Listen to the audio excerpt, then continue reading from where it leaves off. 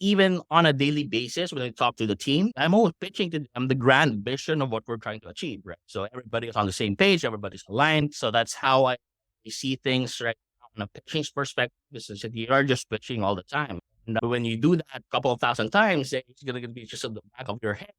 Any questions that they would throw at me in an investment front, in a theoretical front, in whatever framework trying to. So I have answered all that already, right? answered all that already. You got it ready.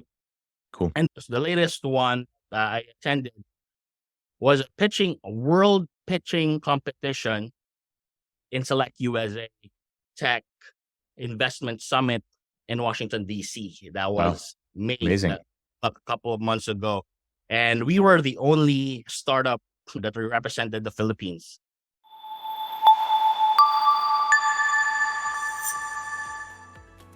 Emerge Stories is a place where, as the name implies, you are going to hear stories. Stories from people all over the Philippines who have come from many different types of backgrounds, and especially people who have gone through struggles, people who have gone through the challenging parts of life. And I hope that these stories will relate for you in some way, that some of these stories will really land for you, because these people have gone through probably just about the same thing you might be going through right now.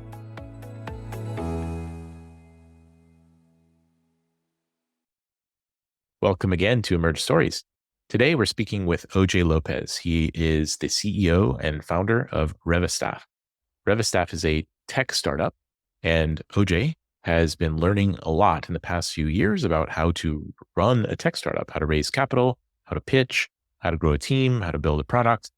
And we haven't really talked to any tech entrepreneurs yet on this show. So I think this will be a cool opportunity for anybody out there who's interested in that space. You might learn a lot. You'll hear how OJ started out as going to school to be an architect, but then got a little bit off course for a while and then started a business, had a lot of success really quickly. That business crashed. He had no idea what he wanted to do. He just had a baby. It's a cool story. I hope you enjoy it. I hope you learn something from it. And if you think someone out there would learn something from this or be interested in hearing OJ's story, please do take a moment and share this with them. And by the way, OJ is an advisor for Emerge PH. And if you want to connect with people like him or the other coaches and amazing people that we interview, please check out our community on Facebook. That's where you can join events. A lot of times we actually create events that are unique and private for members only. And also we have free events for everyone. So please check out the community. And that's what we're here for. We're here to not just inspire people, but through these stories, but we're also here to help people connect with each other, creating a community of like-minded individuals who are all working to grow themselves. So again, thanks for being here, and let's jump into the conversation with OJ. OJ, welcome to Emerge Stories. Thanks for being here today. Yeah, thank you. Thank you for having me. Honored to be here. And then what you're doing for the community and all of the things that we have talked offline is just such an honor to be in the show. Thank you. Thank you for having me. Appreciate those kind words. So you're joining us from Cebu? Yes, sir. Yeah. So I'm here at my home office in Cebu. And you grew up there, right? That's right. I grew up here in Cebu. I studied up here from until high school, and then from high school I moved out and studied college in somewhere else. Cool. Let's start out by giving the audience a little bit, in case they don't know who you are. What is OJ doing in the world, and what are you proud of so far in your journey? Yeah, sir. So I am the founder and CEO of a property technology startup called REVAstaff.com. And what we do is we help real estate sellers streamline their content creation so they can sell their listings faster. So from your basic photos and videos to more complicated stuff like our VR content, CGI animations, and all those metaverse stuff that you hear all the time. So we're like the team that's doing that on the back end for these real estate developers, real estate sellers, and just basically helping them out sell out their inventory. Nice. And how long have you been running that? I founded it in 2018 on a part-time mode, became really full-time in it during the pandemic 2020. As we all know, everything it was on lockdown. And one of the things that was helping out these real estate sellers to still continue on with their profession is the things that we provide them. So that's where the company grew 5x that year, and we really start thinking about the, becoming a real company, like corporate structure. And our good friend Mario came on board in late 2020 and basically built our tech platform. And we incorporated the company after that. And then, yeah, it's been a roller coaster ride. It's been a really fun journey for me. It's a new space. So it's not being taught in college what we do. Yeah. So it's just a fun learning and discovering things and innovating things, especially for antiquated industry like real estate. And from what I understand, you've got like how many employees so far? Right now, we have a solid 20 full-time because of the seasonality of the business. During springtime, there's a Of lot of course. coming in. Yeah, so that would basically double Yeah. during spring, but a solid 20 full-time staff. And just for establishing a little bit of a picture of what you've accomplished so far in being an entrepreneur, you've also learned to raise capital and pitch quite a bit. I think you've become experienced in that arena. You want to tell us a little bit, just a few of the Sure, highlights? sure. Yeah, yeah. So the audience would know the context. In 2019, there was this incubator called the Startup Island, and it was an initiative from DTI, the local DTI. And they are very active in the startup ecosystem here in Cebu. And then they have this incubator program. I attended, and it was all about startups. I didn't even know what startups were. So we were like, I'm a business, right? I'll create a business, or not even a business. It was like a freelance thing, right? So because I was doing it on the side. And then this incubator program, they're teaching us how to pitch, because that's what's supposed to startups do, is to pitch your message in just a few minutes and Yeah. have concise and a very clear thing what you're doing, especially if you're doing like hardcore tech, and if you're doing something that is new, you can like, because if I'm going to say I'm an architect, everybody knows what that's. So we're going to say we're a robotic startup, streamlining content creation, things like that. It's like a mumbo jumbo verse. So very clear about what we're saying and avoiding jargons. And then a lot of startups are really into the technology. And if they say we're blockchain based or AI powered, so what does that does mean? So with all that, did that initial incubator program, and from there started pitching other pitching competitions that we were able to win. Some were able to participate, but it was just, for me, it was just training. And in 2020, there's a Shark Tank version of the Philippines, which is the final pitch that Right. was I remember. on CNN. Yeah, on CNN. So I was probably like 6 months into it, and now I was on national TV pitching our startup, right? And then from there, we got a local clientele. That's where our local stars started to pour. And then we've been pitching ever since. And I see pitching, and not just pitching to investors, but also pitching ideas to potential clients, pitching ideas to potential partners, potential employees. Right? Even on a daily basis, when I talk to the team, I'm always pitching to them the grand vision of what we're trying to achieve. Right? So everybody is on the same page, everybody's aligned. So that's how I see things right now. On a pitching perspective, is that you are just pitching all the time. And when you do that a couple of thousand times, it's going to be just on the back of your head. Any questions that they would throw at me in an investment front, in a theoretical front, in whatever framework trying to. So I have Answered all that already, right? answered all that already. You got it ready. Cool. And the latest one that I attended was a world pitching competition in Select USA Tech Investment Summit in Washington, D.C. That was made Amazing. a couple of months ago. And we were the only startup that represented the Philippines. So Amazing. Congrats. yeah, thank you. And out of the 200 startups, we're probably like 30. So that was a pretty amazing feat. I was just happy to be there. I'm not even like, other startups were just crazy, like flying cars and shrimps that were made out of the lab. So I was we're not even gonna compete like to the level of these guys are doing, like having like tens of millions of dollars. And this is their stage. I'm just happy to be here and just be part of that and immersing myself in that. startup. The world, Yeah. the worldview really just opened from that experience. Let's go a little bit deeper into what do you mean by your worldview opening or changing? Like what changed for Yeah, you? because especially if you're living in island in central Philippines, right? You have probably, I would say, less than 50 startups that are really revenue generating. And so I see these guys all the time, right? His events. So this is a very small community. And that's why I always go to Manila and go to these events also in Manila just to see all the whole Philippine ecosystem. So there's probably a couple hundred startups.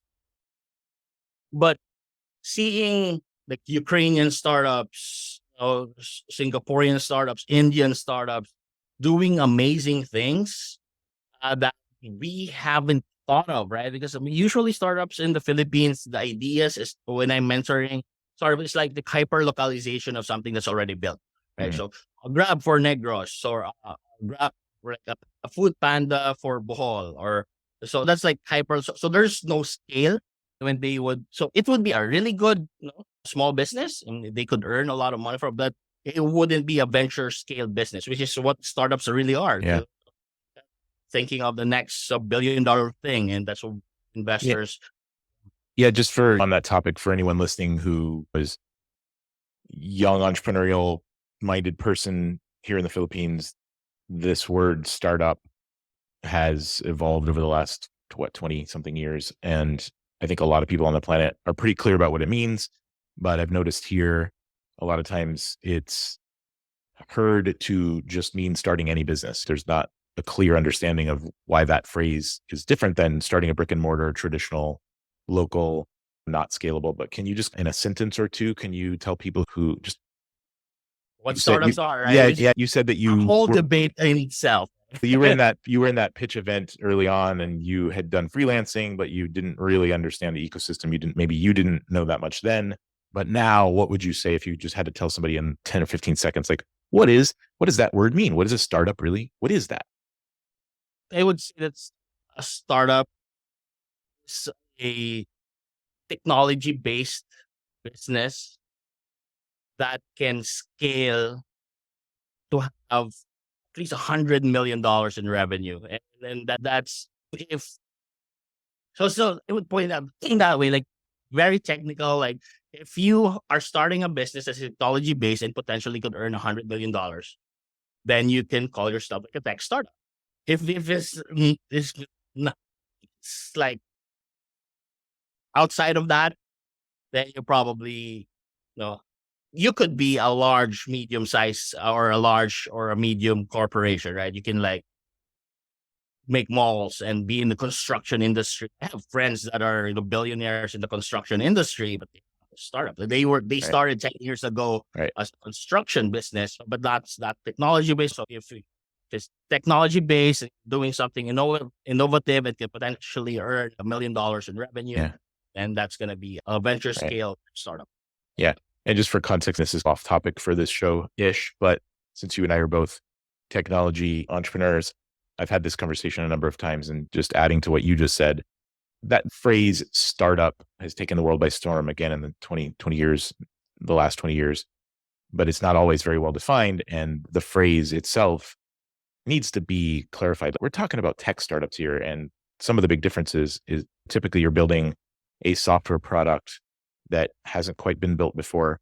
And you can't usually really prove how scalable it is until you build it right, which takes tons of iteration. So you've got this upfront investment to build this technology product, which is a bit of a risk, but the potential payoff is exponentially better than the investment to payoff potential of starting a construction company because it's relatively not that capital intensive, but it's higher risk because you don't earn money on day one, right? You got to build it, find the market fit, evolve it some more, and then figure out how to market it into different areas. So a tech startup has this potential for huge scale, and you build it once, you duplicate it over and over again because it's software, right? You don't have to go build another branch. You don't have to hire tons and tons more people. So it's just a very different model. Anyway, cool. So I going back to pitching a little bit, anybody out there who is trying to be an entrepreneur, or maybe not even just about business, but what are the philosophies of pitching? If you had to give some quick advice to someone, some of the mistakes people make when it comes to pitching or not pitching or pitching poorly, and just your general philosophy of why it's worth building that skill and building that habit. Yeah. And then, especially if doing something that is not being done yet before, that is quite innovative. I would, especially for technology people, the tech startups in general, the ones I'm mentoring, they're very just in their head, in their space. So when they talk about a lot of jargons, a lot of Yeah. technical things that a lot of people doesn't really care about. Now, they care about the benefit that they would get if they use your product or service. So that's like how I would craft any uh, mentee that I have that ask me, can you look at my pitch deck, or can you give me a feedback on my pitch? Then starting out the benefit really of what they're trying to do. So in our context, our first is we create the same content that sells. And that in itself would already, like, okay, if you're not a realtor, you probably don't care about what we do. So that already eliminates like everybody else that is not, because not everybody's your customer. So that already eliminates everybody that we don't need to talk to. Yeah. So that being, so start with that 5-liner, or just that one line that would define your startup, and then build from there. I think that would be like, because if you don't have that starting point, everything would just be, all over the place. Yeah. So if they would have one of us start with that, the 5-word, the one-liner that you have, that would be the base on where you would, start your pitch, and everything else would just evolve Build with off that. that, Yeah. revolve One. around it. Yeah. Cool. Thank you. All right. This show is all about kind of personal growth. And yes, personal growth can ultra help us as entrepreneurs. I tried being an entrepreneur for 10, 15 years, just focusing on the doing, like the grinding, like the dream. I knew what I wanted. I wanted freedom. I had dream boards, and I worked really hard, and I had some success, but I got really stressed out. I got sick, and ultimately things didn't turn into what I thought they would. And then I realized, I woke up one day in my late 30s thinking, oh my God, I've basically just totally failed to think about who I am becoming. And I wasn't at all focused on my own learning, my own health. I just wasn't focused on taking care of or evolving myself. So I'd love to shift the conversation toward, who were you before? Like, where did you come from? Maybe what were some of the pivotal life experiences that have led you to realize how important it is to grow and learn if you want to have a successful life? So feel free to take it from there. Yeah. So I would, starting with my childhood, I think I have a very good foundation. With think that my parents parented us really well. Like they are, devout Catholics, very traditional Filipino family, goes to church even twice a week. I would remember, and pray the rosary every night. So I think we have already that, foundation of being values oriented and things of that nature, right? So on that front, but then because that's how I grew up, I tend to pull away from that. Kind of, I've always been like uh, the one that is very rebellious in high school. Hence, I went to Manila for college because I want to be independent. Mm. And then in Manila, I joined a fraternity that was not all fun and games. We had altercations with the rival group. We been in jail a couple of times. Things like that, like how college rebels kids, right? Alcoholism was there. Yeah. And then it took me like 10 years to actually finish college. That is the kind of life that my trajectory was really going down from a very values oriented kid to now running around the streets of Sampaloc, having rap rumbles with a rival group, right? Luckily, like the call center industry was in the mid 2000s is already established, right? So for a college kid that want to earn a little bit of income, so that you have an option to, you don't need to be a college graduate. You have to happen to have a good, communication skills, and then you're in, right? And whatever it is. And then from there, So you joined the BPO industry? yeah, that's my Nice. first job. How That's long? my first How long were you? at 19. That was so I think I was there for 2 or 3 years, juggling between school and working. Basically, that was paying for my allowance. So I'm not asking any money from my parents anymore and things like that. And trying to also, so they were still paying for my tuition, but like everyday things, like so. So it's expensive to like drink all the time and party all the time, right? So that was like the trajectory And, of yeah. and just for a minute, what would you say were a few of the biggest things you gained experience or learning or growth from that time in the BPO industry? I learned how to sell. Mm. I think that was just the most foundational thing that I just like stumbled into. I just want a little bit of money. This is graveyard. I can probably work from 9 to 5 in the morning, go to school, sleep in between. So I was like, okay, I can do this. And from there, the training of the telemarketing, and that was my first experience in anything in professional career. Yeah. Sales was the account that I was thrown into, and we were like pulling out credit card numbers. And for me, it was just part of it. I didn't realize that's actually a hard thing to do.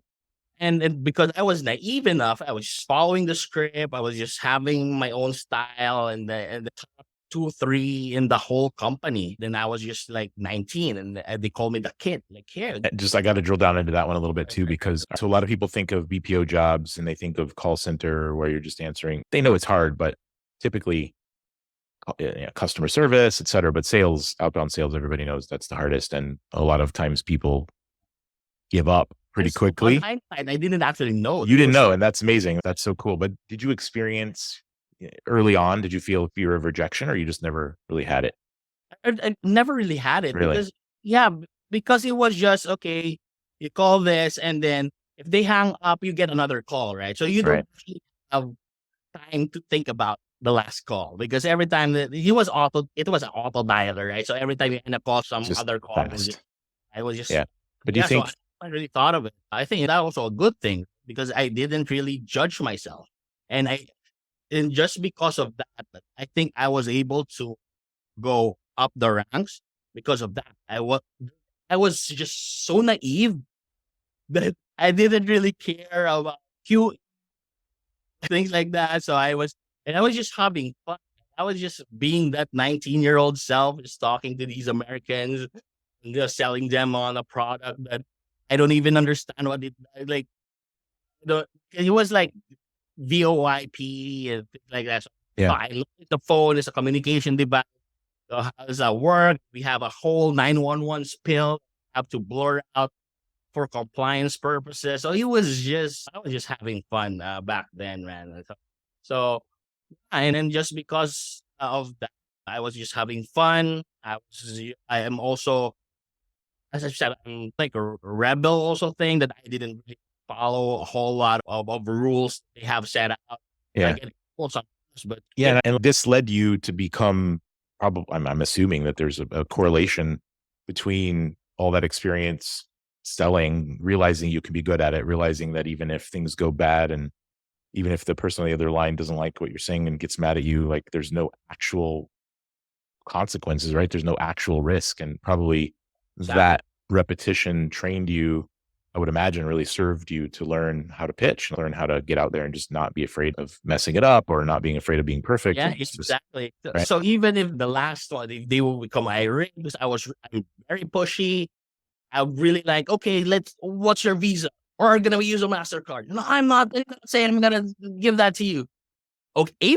Like, they were like, I was just having fun, man. And they were like, Robert, I'm not saying, I was just asking questions. Yeah, asking questions, but let's do this thing. It was just like that, man. And then, so they wouldn't use my calls for training or anything like that, but but you got it done. Yeah, I got it done. And just the reason I drilled 500 agents. Yeah. Like top 3. Yeah.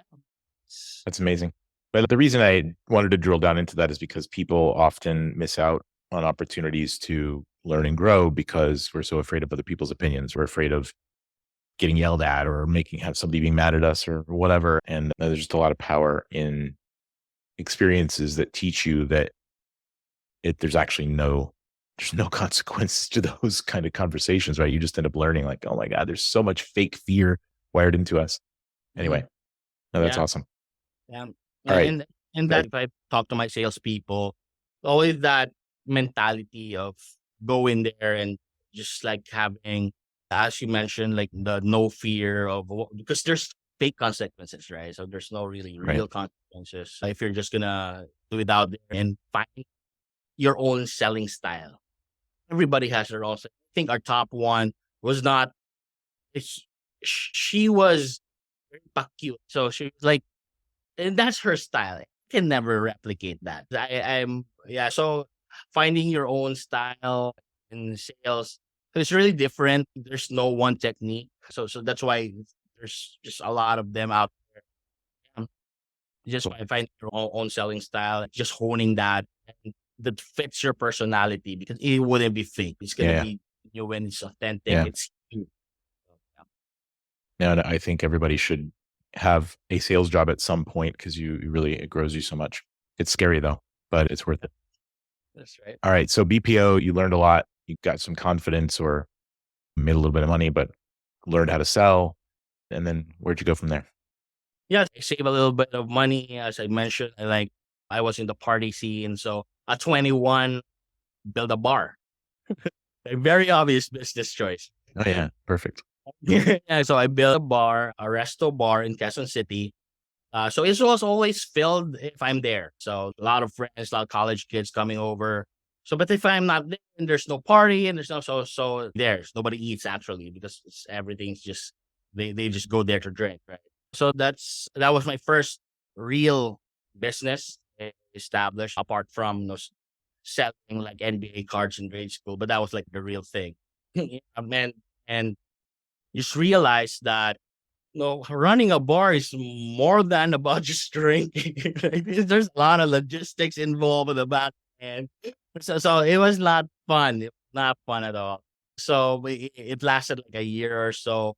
But then there was this typhoon that hit Manila, Ondoy. If you are that, so he was just devastated the whole metropolis, right? And it was also a blessing disguise because we closed down a month or 2 months before Ondoy, and we were able to sell our equipments and the air conditioning. And if that would have continued for a month longer, they would just been wiped out. So we got a little bit from selling the equipment. Yeah. It was like that was like, oh, that was a close one. So although we lost, I lost all my money there, but it was not negative because I have the equipment to sell. And then from there, I think I went back to being a sales job at some call center. The harder it is, the better. That was like, okay, how much commission would I get? Okay, here you can actually potentially earn like $5,000 in a month because we're selling like online yellow pages kind of thing, right? So they get one client to pay you like $1,000, $2,000, then you actually get 50% commission out of that. So that was like one of the hardest one because it's B2B. I always have a B2C experience, but after that, I wanted the hardest job in the world. I want to have the hardest sales job and see if I can pull it off. It was just the level of confidence that I have at that young age. I want to have the hardest job. And then the interviewers say to me, oh, this is an easy job. Yeah. All right. So what would you say have been some of the hardest periods in your life? Like some of the, I don't know, crashes or difficult times? Yeah, we're getting there. Okay. Right? So that crash, that having the first business, the Ondo and things like that. No, again, I was just naive. I didn't even thought of it. I lost like $500,000 from all my savings because I didn't have like family then. It was just, okay, on to the next thing. And then we established a call center of our own. A call center of our own. What's that? You said we. Who's we? Yeah. So I have American partners that I just met also. Like in Ortigas, somewhere in Ortigas. And then we're like, okay, let's build a call center. You're a sales guy. I can like bring in clients. And yeah, so we had about 30 seats. We were selling solar panels. And I was like 25 that time, for the first few months. And then hiring issues because you can't hire rock stars all the time.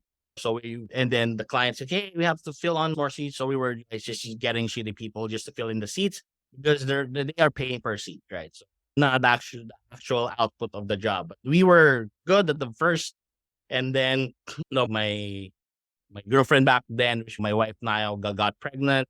So we have a kid on the way. And then so that was okay. I have to get more serious about this business stuff. Then all of a sudden, because we were not really performing well at 30 seats, we have already like 30 seats. I think the first five was really good because I was able to even go on and make some calls myself. Yeah, you were sales training and like Yeah. coaching and even doing some. So 10 people, we were rock stars, right? So clients were really happy.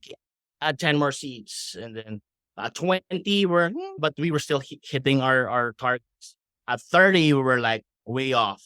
And again, we're hiring people who have experience. So it's very hard just to have them from 0 to 1, right? It's hard it's hard to find people here that are quickly able to become good at sales or already are.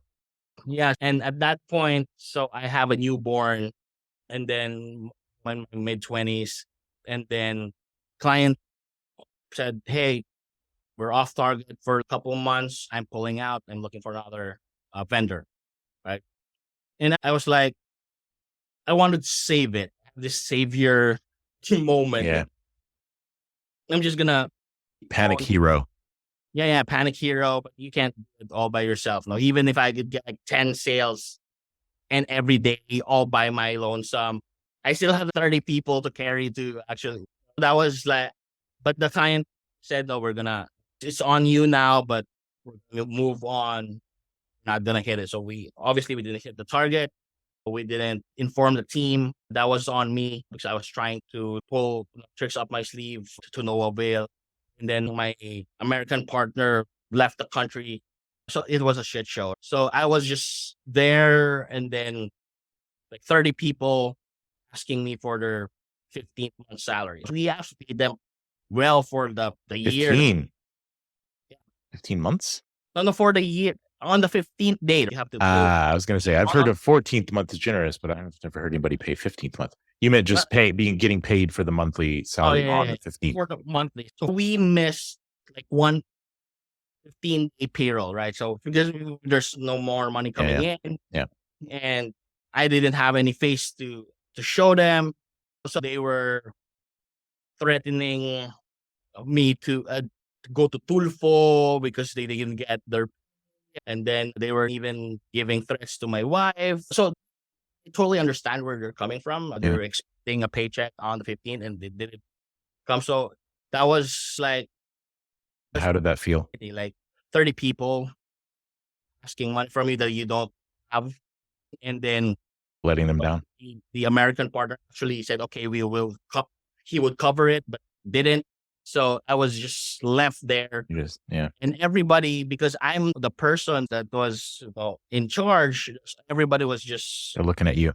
Yeah, looking at me and, hey, we're going to call the police and call Dole and all that. They're going to go to jail, shit like that. And then that time, because I was technically bankrupt and we have bills to pay from even the rents, even like the dialer like the cost of software. I think well over $1 million pesos, more than $1 million pesos that I need to come up with to pay everybody, which I don't have. I'm negative. I don't even have any income. I was, if you're running something, you're always the last person to get paid. Yeah.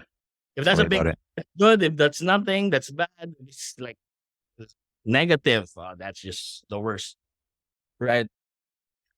I called my mom, said, hey, I'm bankrupt. I have to go live with you.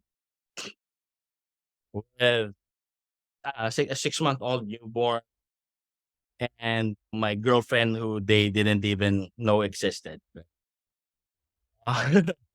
So it was, yeah. So just having that low moment to ask your parents Yeah. get you back from 19. I wasn't, so it was a good 6-7 years that I was not asking them for anything. And then all of a sudden here, I Got a bit want, yeah, disconnected. yeah, I want them to be mommy and daddy again, right? So we went back to Cebu. So I was living in Manila then, and then we went back to Cebu with a girlfriend and then a kid, and live in my old room in Lahug without anything. So I don't know what's the next step is. I think that's the only time in my life that I have a mental health issue because no, I don't even want to talk to my Manila friends. If it's Manila, I don't like Manila. So Yeah. It's very painful. I even change phone numbers, things like that. I just don't want to have anything to do with Manila. Yeah. Yeah. You built an identity around the perceived success, the success people perceived about you, and then that crashed. So it Yeah. hurts because your identity falls apart. Yeah, for sure, for sure. And having responsibilities as a father, supposed to be the provider, and at the very beginning, you just Yeah. can't. Right? Yeah. I even there was one point. So prior to going back, so we had to buy plane tickets, right? So I pawned my phone. So that was like, Wow. yeah, It's a low point. yeah, and then that was to buy also like milk for my kid. Mm. That was, we don't even have milk. No. No income. Have a phone. He probably get us like 5,000 pesos, 6,000 pesos upon it. And that would give us like the milk and help us out with the tickets. Yeah. Yeah, so that was like, oh man, that was just crazy low point. Uh, zero, a negative, like negative million at that point. What's something you've learned through that experience where you needed to change something about yourself? Yeah, because I was like always been happy go lucky, right? And that is okay. All luck always falls on my lap, or it was just, like, I can. I always think I can bullshit my way out of anything, right? I can like just get a sales job. So, but that time I can't. There's no way out. Got yourself in a corner. Yeah, I have get myself in a corner. And I didn't actually. I didn't have any realization. I didn't have any. So I was just stuck. I was just stuck, and then I don't have any plans. I didn't know what to do. So that was like, yeah, that was the only thing. We're gonna go back to Cebu. At least we got something to eat there. So when we were already here in Cebu, like 2 weeks in, my brother called. So both my brothers, were two other siblings. I'm the middle child. So like black sheep always been middle child, right? So that's what they say. So I have my older brother who is living in Texas, and then a younger brother who's now living in Chicago. But that younger brother before, I was living with my older brother because both of them are in the medical field. So a nurse Yeah. and a med tech. Mhm. And then my younger brother called me and said, "Hey, bro, I have cancer." Right.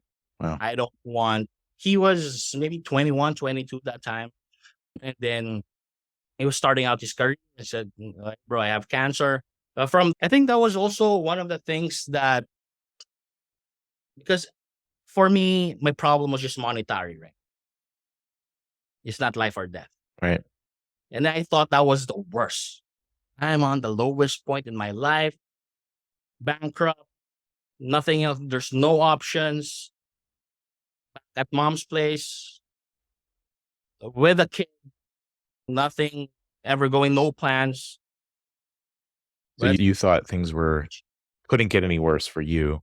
exactly that. And then my brother said, "I die." So What did that do for you? that was just a realization that, I mean, there's other people Have it worse? worse than I am, right? Yep. It's just monetary, and Yep. it's just I if file a case, but Yeah. I'm We'll not. get through. Yeah, it's a really interesting thing. I've had some very, low points in my life. And yeah, when you stop and really think, what exactly am I so afraid of? Underneath it all, it's actually fear of death. And when you remind yourself, this isn't life threatening, I'm going to find a way through this. I'm going to learn something here. I can build my way back up. Like, it definitely puts things in context when it isn't life or death. And so what happened from there? Yeah. So my brother was like, I know you're also trying to establish yourself. You have a new kid.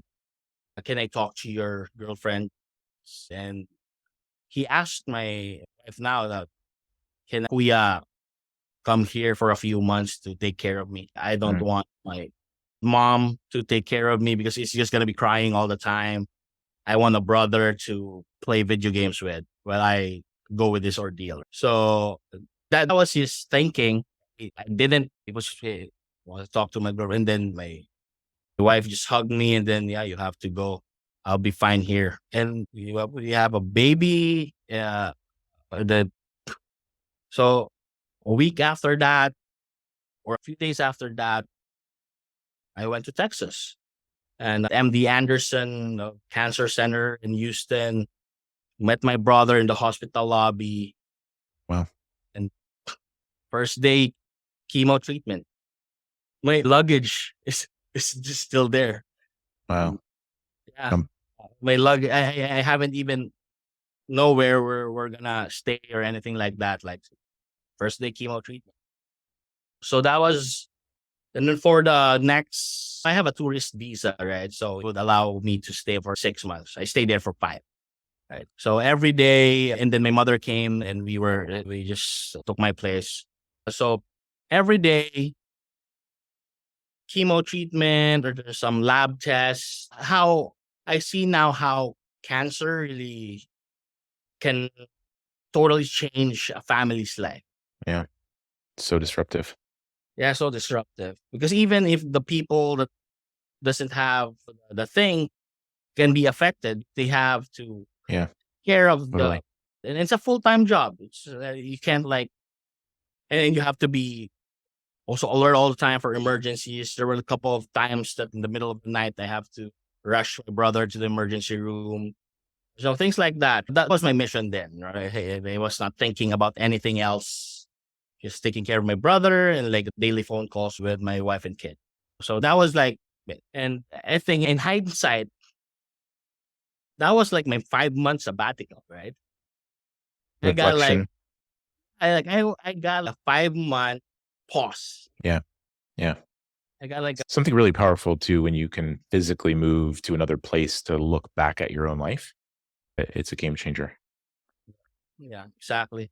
So that was, and then the hospital was near the park. So if my brother has like a 4 hour, and Mm, I just walked through the park. That was all nature. It was like the healing effect of that on a mental standpoint as well. Like you by yourself and just, so I was just, that was like my routine. Like just walk in the park for a couple of hours, go back to the hospital, drive him back, have dinner, do it all over again tomorrow. Right. So that was like the life. And because I don't, again, I didn't have any plans. I didn't have any. So I am just like, you're a failure. Stop, right? Don't even, because you didn't even have a solution for what your current problems are. You're not ready for the next thing. That was mm. like, so Just step back, take a break, yeah, reset. exactly. Reset. So that was, Isn't it interesting that your failure in the business in Manila happened just before you get this call and need to go to the US? yeah, Because if that business was still going, how could you have left your wife? How could you have left your girlfriend at the time? But how could you have left the business? Like, sometimes exactly. things Yeah. happen the way they're supposed to, and you just can't see it until later, right? So I think that's the divine intervention. For me, I really think it's divine intervention. Like the timing is just impeccable. So, and that also put me in place. It's because I have level confidence, like can conquer the world. And that was like, yeah, yeah. Any business idea, my friends would come up with, hey, you just need 50,000 pesos. So we have this. Oh yeah. So I was like, yeah, we can make it happen. And because I have that level of confidence and mid-20s and like, I can conquer the world kind of thing. And then life slaps you in the face. Nope. Like, and all of a sudden, from high point in my life, right? I have a call center, 30 people, calls me boss, in the middle of Ortiga Center. Right? We have a whole floor to all through for ourselves. And so that was like, and every month we were balling and things like that. And then all of a sudden, 180-degree turn. And how quickly it just plummets down and crashes. So that really puts me in place and like having that and that exercise of humility to knock on my mom's door, 7, 8 years of not asking them for anything. That was just a very humbling experience. And it made me realize that after everything else, your family has your back.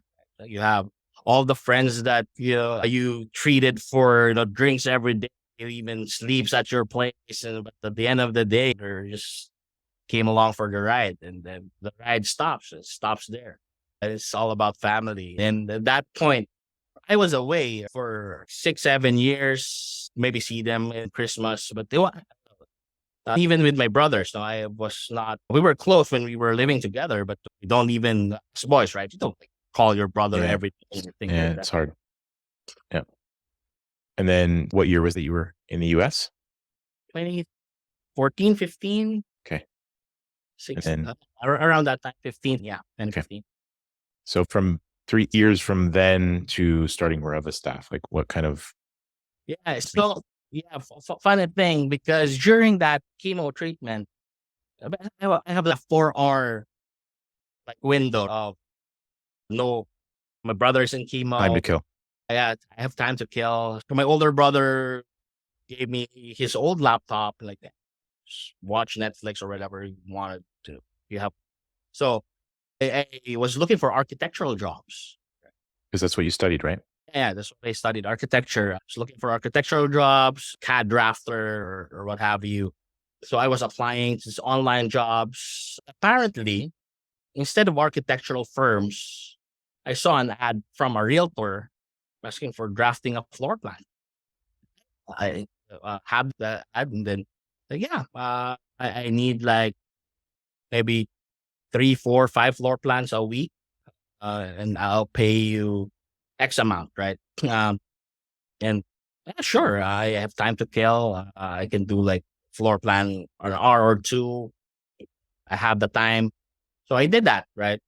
So I didn't even think of it as a business, right? It's just something that I know how to do and do Side something. gig. Yeah. And then I didn't even realize at that time that realtors actually has the need more than architectural firms. Because architecture, they can do the floor plan themselves, right? They just need extra help, overflow, and they pay you cheap because they know how to do it. But for realtors, they don't know how to do it. They would pay you premium to do it for them. I just realized that like later. And they have the volume need and they have exactly for presentations, and they don't need perfection. And so they don't need like working drawings. So it has just to be a visually pleasing and things like that, right? For when I went back, I think 2016 or 2017 was it? Yeah, about that time, 2016. I applied for some jobs, and then there's a buddy of mine who said to me that, "Hey, how about let's start a construction firm? I'm in construction. You know how to design. Let's start a construction firm." So we did start a construction firm. So my mom has a school, like a culinary HRM school for underprivileged girls, right? They train these girls to be your housekeeper, the waitress, or somebody in the kitchen to help out the chef, the things like that. So my mom knows a lot of restaurateurs, and so that was like my first few design projects, right? So we did restaurants. So that was like our niche. We did restaurants and probably the bar. I know how. So I know how the operation. So I was designing and then building out. So like basically design and build fit outs. Yeah. fit out contractors for restaurants, small restaurants. And then so did that for a year or so. And then, but what I realized is that every time we build we finish building something like 2-3 months is done. Then back to zero clients. So the pipeline was, Yeah. so there would be times that I have nothing to do for a month or two. Contract And based. Yeah, yeah, I had 2 businesses in the residential contracting space, and I understand, like, you'd be crazy busy and then nothing. exactly. And then Very nothing, right? challenging. Yeah. During the times that are nothing, I went back to Upwork or so whatever site and find these realtors who are Mhm.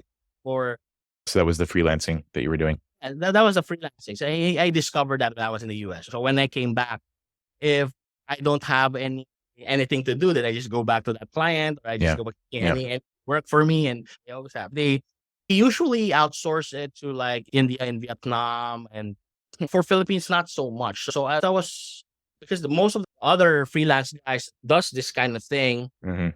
is for Vietnam and India, but they like giving me work because we talk because of my call center background, right? I can like talk to them and not in, ask them about what the real estate market is like, and they would. So we became friends of the clients. It's just normal talking. Hey, give me more work. So just like relationship building. I didn't even realize I was just doing that. It was just very natural for me to talk to people and just genuinely curious what they were doing. Right. Yeah. And that built the relationship.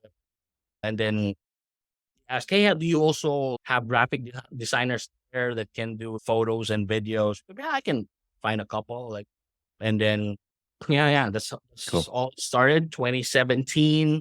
So we're still doing like design, The build, service. the construction business thing. You still run that? Okay, cool. Well, Simultaneously. listen, just as we wrap up, and thank you for coming here and telling your story, and I think lessons to be extracted. I would love to just ask you toward wrapping up, for the audience, if they're listening to your story and they hear something they relate with and they would be really interested in potentially learning how to run businesses or learning how to follow in your footsteps, what would be, I don't know, 1 or 2 of the big lessons that you would want to share with people who are not as far along on their journey as you are? For people personally, I think not just going through whatever you're going through. For example, for me, if I'm in the low point in my life, I don't want some motivational speaker to motivate. I can't be motivated. I'm in a low. But if you're ready to take on a new challenge, if you're ready to move Yeah. forward, then look for mentors that you can actually. Sometimes they just come when we're saying like when the student's ready, the teacher will appear. I think Mhm. that happens to me a lot. Like when I'm ready for the next phase, somebody will just appear that they do what they wanted to achieve, and not even officially asking them to mentor me, like just asking questions and befriending them, building that relationship. Yeah. Once in a while in the jam, we can just call them up because you already established that rapport early on. Not like on the very beginning, hey, mentor me, give me your time. It's not like building your relationship first with them, and then when some of us jam, they're often more than willing to help you out, especially the sound advice. So I have these mentors along the way. That's why I resonated with what we're trying to do here at Emerge. Like having that pool of people that can support you, especially when you are ready. Yeah. Because if you're unmotivated, uninspired, that's not the like people that we can't really give impact to those kind of people because they're not ready. They're not ready. They have to go through what they need to go through. But once they are ready, Yeah. uh, and the support system is there, You need, mentors are there. yeah, you need to have people that you can connect with that either are on the similar journey with you or maybe ahead of you. Yeah. Totally Yep. agree. And Yeah. also because when I started out, actually go to those Go Negosyo events. Mhm. They have really big time people that owns like 500-person company, right? And they have big motherhood statement that they would give you like 30 minutes of their time. And then they would give you like motherhood statement, work hard and persevere and pray or meditate. But the other mentors that I have that are just 3 years advanced or 5 years advanced actually resonate more with them Mhm. because they're journey is like more vivid and they're actually more accessible rather than Yeah. the big corporate guys that would be in these events and give you like 30 minutes of their time. Yeah. Right. And then it's also because they know you and they know what your actual business is or what you're going through. Yeah, they would have more And personalized. tailor tailor their Yeah, ideas. Yeah. exactly. So yeah, I think find that people that are just maybe a few years ahead of you of what you wanted to become in 2, 3 years, and not go for the big kahunas that are like 20 years, 25 years that runs a big corporation. I think that's good advice. Yeah. Yeah. I agree. Yeah. And then they're also very accessible. And then at the same thing, also find people that are also the same level as you. Yes. And for me, that's the startup community. Like we're trying to make it, quite not there yet. We also have like solid advice for each other. And these are like Mhm. our peers, right? Yeah. We A don't peer group. ourselves as mentors, but like a peer group and somebody is at the same journey as you. So now you have the mentor and then the peer group that would support you along the way, support each other. And then lastly, somebody that is quite behind you that you can give time because there's always somebody worse than you. And if you're gonna give time to also look for those kind of people that you can help bring up to your level, even if you think that you're still starting out, but there's still somebody. Yeah. Could be a student, could be a nephew, could be a little brother. And I think that's like the perfect balance of having a mentor, a peer group, and somebody. And because it's no longer about you yourself trying to grow. And that's also probably the mentor. That's also your mentor is also doing that, right? He has also a mentor, it's like 5 years, and then he also has a peer group, and he has you to actually bring to his level. So I think that's like how I see things right now, right? So if I have even the people that work for me, hey, look for people to actually help also. Yeah. Beautiful. Yeah, if you're gonna ask for help and you're not helping out, how would the universe transpire to actually give you what you want if you Yeah. yourself is not doing your part? Love it. Thank you. Last question for today, and maybe we'll have another conversation another time, but thank you for being here, as I said, and thanks for your support. Yeah, last question for today would be if you think of yourself, OJ, I don't know, 3, 4, 5 years ago, compared to who you see yourself as today, what's something that's changed quite a bit for the better, something that's evolved or transformed? Obviously, there's a lot of things that changed, a lot of things that I learned along the way. I didn't imagine this. I've always dreamt of grandeur and ambitious, even way back, but I didn't see this coming, right? Like, it's such a curveball, right? I was thinking back then, I'll be an architect. I'll probably be some office in Makati. But this is more fun. Like, I would have not thought of this. Right? It was just so far from what I wanted to be when I was growing up. From because life, and I think that's how life is, right? You don't really know where you're gonna Yeah. go, but Yeah. It's like we have this tendency to get attached to certainty and like some expectation for the future, whether it's somebody else has scripted it for us or we've scripted it for ourselves or some combination. But we think it's so funny to me how we think we can script the future so accurately and then just force everything to fit that path. And it never, ever works. I don't know anybody that it's ever worked for, but somehow we all still think we can do it. And we're attached to it. Like we want to know what the future is going to be like, and we want it to actually turn out according to all the work we do. And we're just trying to jam something down the throat of the universe, and it doesn't work. Like we just don't have the power. yeah, exactly. Much better to just work on yourself and be ready for what comes at you. And a lot of times the opportunities that come at us are way different than what we would have expected, and sometimes way better. Yeah, So really cool. exactly. Yeah, Yeah. exactly. That's exactly what I'm feeling right now. When you asked the question 5 years ago, I wouldn't have thought of gonna be the journey that I'm gonna take, right? And it's just that thing of being very flexible as well about Yeah. because I was really trying to be an architect but the architecture industry is always like spitting me out, right? I'm trying to look for architecture job, they give me realtors. So I said, if I would have just started, oh, man, why don't these architects give me jobs? I don't want just realtors, but then now it's because I've embraced that. I just, okay, let's go with it. So if this resonates with me, the market is the market, right?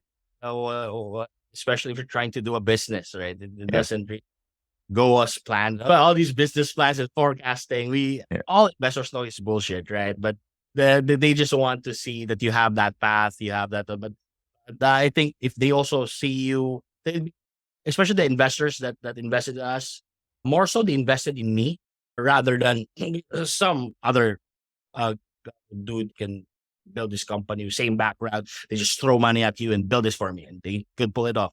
But these investors actually invested their money in me, especially at this early stage, right? The early stage startup, they invest on the founders and not really on the company. Probably the company and the idea, but more so the weight is really on the founder. And I think, especially for those who are ready to get like investments, to really have to make sure that you yourself would invest in you.